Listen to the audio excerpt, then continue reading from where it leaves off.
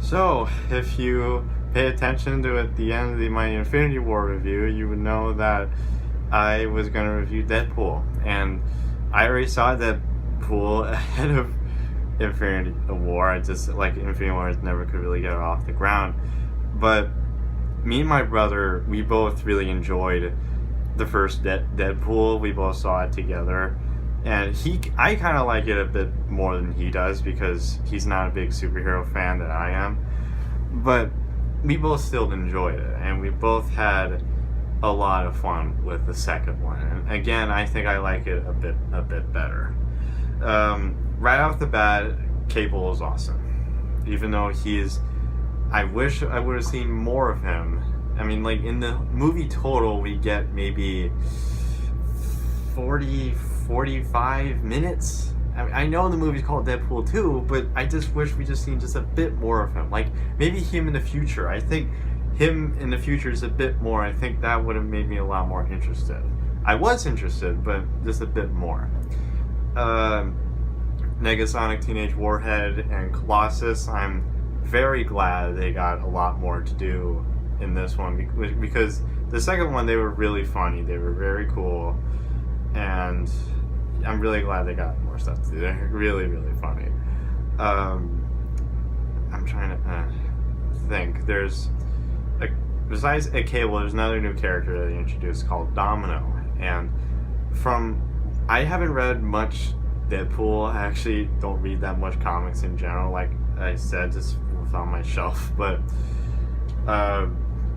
from what I've seen in the movie, she's very cool. Her mutant power is quote unquote being lucky, and take with that as you will, but it does lead some pretty cool moments. There's this one action sequence where they're going onto like this prison truck, and like she gets there and she's just, I can't even describe it. It's like the same guy who directed John Wick 2. He is great talent for action sequences. Great talent. I'm trying to think what else. I do like how they introduce new characters that most people haven't really seen before, like Shatterstar or I can't really remember their names much, but they do have some really cool actors playing them, like Brad Pitt, Bill Skarsgård. Am I saying it right? I don't know. But Terry Crews, and these are really funny guys.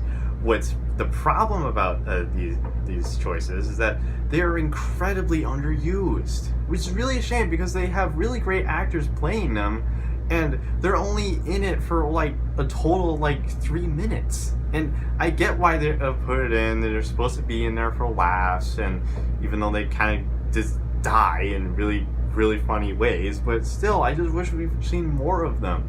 It's an incredibly missed opportunity, in my opinion. That's the major problem I have with the film. You might see it as a nitpick, but that's my major problem with it. Another problem I have, this is probably more of a nitpick than the last one.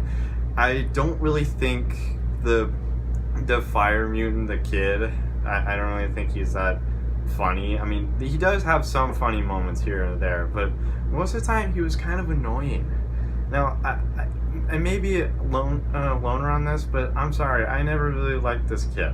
I mean, when Deadpool was there, that one was actually really good and really funny, but the rest was just kind of I mean, I didn't hate the kid. Him didn't stop me from loving the film. I still love it, but still, sometimes he would kind of have a joke that didn't really fly and kind of more fell flat. I can't really think. Oh, there's this two jokes. Oh, actually, there are multiple jokes, but these two main jokes that they do, that's what makes me love it automatically than the first. It's the one part where Deadpool is in the prison and he meets Cable for the first time, and they're all at each other's throats, and Cable is confused, asking, "Who are you?" And then Deadpool looks him straight in the eyes and says, "I'm Batman." And me and my brother were just cackling at that joke. We were just laughing so hard. It was really, really funny. And it also brought up, on the way home, it actually brought up a humorous discussion. Do the other characters react to his fourth wall humor? Do they just not hear it, or because he's talking to the audience, or is it because they just lived with him for so long they just get used to it? I never seen them like address it at all. Like there's one part in the first Deadpool where Colossus is taking Deadpool to like the X mansion, and then Colossus says, "Let's go talk to the professor," and Deadpool goes, "McAvoy or Stewart? These timelines are so confusing," and there's no reaction out of that. Does he react at all? I am so curious on this.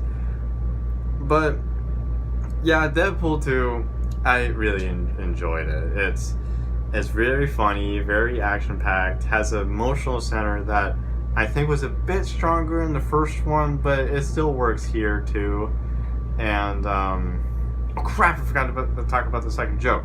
The second joke was where is kind of the end credits. Okay, not really the end credits, but close to the end, where Deadpool uses the way of time traveling as Cable does, and he corrects these mistakes that made the audience laugh so much. I was laughing so much.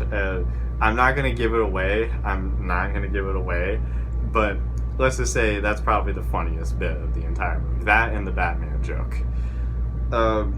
Yeah, I can't really think of anything else to say about it. Deadpool 2, it is definitely better than the first, and I'm really glad that the first one really paid off, and looks at this case, the second one really paid off.